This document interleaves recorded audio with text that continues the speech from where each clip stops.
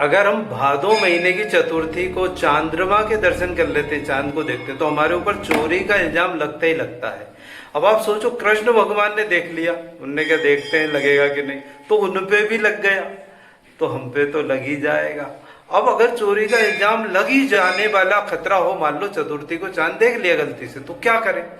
तो एक कथा है, उस कथा को सुनने से हमारे ऊपर से वो संकट टल जाता है कि हमारे ऊपर तो कम से कम ये खतरा नहीं आएगा कि हम पे साल भर में कोई चोरी का इल्जाम लगे। तो वो कथा क्या है? वो कथा जिस प्रसंग को लेकर सुनाई जाती है, वो प्रसंग सुनने के लिए उसी स्थान पर, जिस स्थान के संबंध में वो कथा है, हम आए हुए हैं। और आज आपको वो कथा पंडित जी यहाँ सुनाएंगे। जम्मू में, जम्मू के अंदर हम हैं, जामवंती जी की गुफा के अंदर।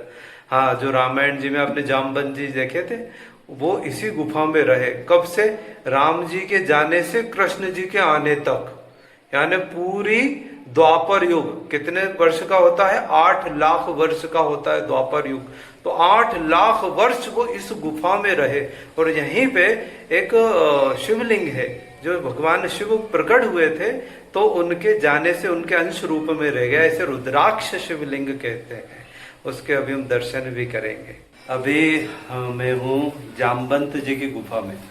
यहाँ पर भगवान कृष्ण के साथ उन्होंने युद्ध किया था। और ये गुफा है, पंडित जी के पीछे ये गुफा है। इसमें से वो होके अमरनाथ जाने के लिए ये अभी रास्ता बंद कर दिया गया है गवर्नमेंट द्वारा।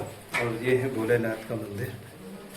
और अभी हम यहाँ पर कथा सुनने वाले हैं पंडित जी से। कैसे इस गुफा का निर्माण हुआ, क्यों हुआ, क्या पूरा घटनाक्रम था, वो सारी बातें अभी हम जानेंगे। बोलो शंकर भगवान की जय। जब श्री राम जी ने जब लंका में युद्ध किया, लंका में युद्ध करने के बाद लौटे अयोध्या। श्री राम जी ने सभी को कहा कि आपकी जो जो भी इच्छा है आप मांगिए, मांग के इच्छा पूर्ण करूंगा। सभी की इच्छा पूर्ण हुई। जामवंत जी ने कहा मेरी युद्ध करने की इच्छा है। उन्होंने कहा ये योद्धा मर गए, आप किसके साथ युद्ध करना चाहते थे? किससे युद्ध करना चाहते? वहां कहा आपके जैसे योद्धा से युद्ध करना चाहता हूँ। श्री राम जी ने कहा था इस युग में नहीं, मैं श्री कृष्ण भगवान के अवतार में आऊंगा, आपकी इच्छा मैं पूर्ण करूंगा, आप भगवान शिव की तपस्या करो। जामवंत जी स्थान ढूंढते आ रहे थे, जिसको जम्मू तवी कहते। तवी के किनारे के शेर और बकरी दोनों साथ इकट्ठे पानी पी रहे थे। जामवंत ने सोचा सभी से पवित्र स्थान मेरे के लिए जाइए। जामवंत ने अपनी शक्ति से रास्ता बनाया गुफा के अंदर आने के लिए। जहाँ पर उन्होंने बैठ के तपस्या की। महादेव जी प्रकट हैं, जो एक मुखी रुद्राक्ष के रूप में प्रकट हैं। इन्होंने इसी रूप में ही प्रकट होके जामवंत भगवान को दर्शन दिए। इन्होंने कहा जामवंत जी और रास्ता बनाओ अमरनाथ के लिए। अमरनाथ मेरे दर्शन करोगे, आपके युद्ध करने की इच्छा अवश्य ही पूर्ण होगी। जामवंत ने यहाँ से रास्ता खोदना शुरू किया।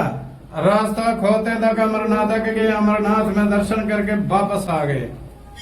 एक 17 जेल का नाम का राजा होता था द्वारका में। उसने सूर्य भगवान की भक्ति करके मणि प्रगट के समर्थक मणि कृष्ण जी ने कहा कि आपके काम की मणि नहीं है, ये मणि किसी को दान में दो, जब मेरे को दो मैं लोगों की सेवा करूंगा। उसने कहा भक्ति तो मैंने की, भक्ति करके मैंने मणि असल की तो मैं किसी को नहीं दूंगा। जब 17 जेल राजा रात को सोया था, उसका छोटा भाई था।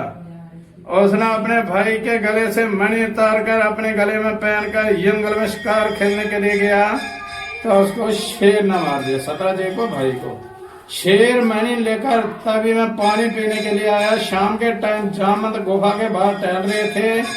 जामवंत की निगाह जाके शेर के ऊपर पड़ी। शेर से मणि मांगी। शेर ने कहा मैंने युद्ध करके मणि हासिल की, आप ही युद्ध करो, मणि लेकर जाओ। शेर का और जामवंत जी का युद्ध हुआ और जामवंत जी ने शेर को मार दिया। जामवंत जी जब मणि लेकर वापस आ रहे थे, उनको रास्ते से एक छोटी सी कन्या मिली, जिस कन्या को जामवंत ने गोद में लिया, तब मणि उसको खेलने के लिए दी। 17 जेठ राजे ने सुबह होते देखा मेरे गले में मणि नहीं है। उसने अपने भाई को देखा, घर में नहीं था। उसने अपने सैनिक भेजे देखने के लिए, जंगल में सतराजी का भाई मरा हुआ था और गले में मणि भी नहीं थी। उसने कहा मेरे भाई को भी श्री कृष्ण जी ने मारा है और मणि चुरा कर किसी को दे जो अपने पास रखी। कृष्ण भगवान जी ने मणि मांगी थी, मैंने मणि देने से इनकार किया था, इसलिए ही मेरे भाई को श्री कृष्ण जी ने ही मारा। कृष्ण भगवान जी द्वारका से मणि की खोज करते आ रहे थे।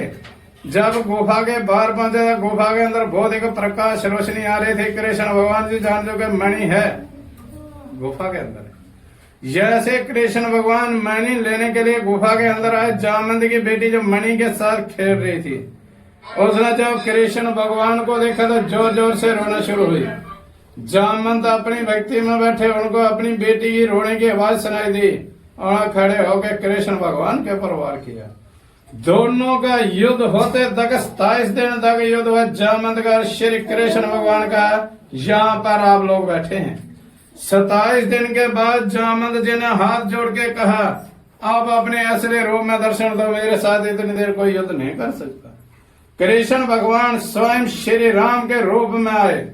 यह कहा जो आपको मैंने त्रेता युग में युद्ध करने का वचन दिया है, द्वापर युग में मैंने पूर्ण किया है। जो आपके पास ये मणि है, ये मणि मेरे को दो। जामवंत जी ने कहा मैं जानता हूं आपके ऊपर चोरी का इल्जाम लगा हुआ है, मगर मैं ऐसे मणि नहीं दूंगा। जो मेरी बेटी है इसके साथ शादी करो, मणि आपको दहेज के रूप में दी जाएगी। फिर जामवंत जी ने भगवान शिव को साक्षी मानकर अपनी बेटी की शादी श्री कृष्ण भगवान के साथ करवाएगी। समर्थक मणि उनको दहेज के रूप में देगी। कृष्ण भगवान द्वारका के मणि जाके सतराजीत को दी। उनकी बेटी जो सत्यभामा थी उनके साथ भी शादी की। जामवंत गुफा से अमर हो गए हैं, किसी को नहीं दिखाई दिए। ये आपको सामने जाली का दरवाजा दिख रहा है, ये गुफा का रास्ता अमरनाथ के लिए जामवंत भगवान जी ने बनाया हुआ। जामवंत जी के बाद में इसमें 9 महात्मा लोग हैं जो ऋषि मुनि थे, जो खाना पीना कम खाते, सांस कम लेते, जिनमें शक्तियां थी। वो लोग इधर दर्शन करके वापस आ गए। उन्होंने ही बताया भाई गुफा अमरनाथ जाती है। उसके बाद में 6 लोग बाद में गए, वो अमरनाथ नहीं गए, वापस भी नहीं आए। जो हमारे जम्मू का राजा था, प्रताप सिंह राजा था, उसको मालूम चला फिर गुफा के अंदर कुछ लोग वापस नहीं आए। उन्होंने कहा इस गुफा के अंदर और भी कोई जाने की ट्राई नहीं करे। उसने 2 फुट आगे दवा लगा दी, उनकी शांति के लिए अखंड ज्योति जगाई गई है। तब से लेकर अब तक अखंड ज्योत जगती आ रही है। इसमें तेल डालते हैं, बत्ती डालते हैं, मगर ये 24 घंटे जलती रहती है। जामवंत ने तपस्या की, शंकर भगवान है, एक मुखी रुद्राक्ष के रूप में प्रकट होकर जामवंत भगवान को दर्शन दे गए हैं। इसलिए इसको कहा जाता है जामवंत शिव गुफा। जगह का नाम है पीर खो। ये जो जगह है ना, इसका नाम है पीर खो। पीर का मतलब होता है गुरु, खो माने होती है गुफा। जामवंत जी ने जहां था त्रेता युग, आधा द्वापर युग, पूरे ही एक युग तक तपस्या की है भगवान शिव की। एक गुफा किसी के अनसान हुई बनी नहीं है। एक गुफा जामवंत भगवान जी ने बनाई है। जहां पर आप लोग बैठे हैं, आपके ऊपर पहाड़ है, पहाड़ के ऊपर रोड है। ये बाद में इसको वगैरह पेंट वगैरह किया है, फूल फाल बनाए हैं।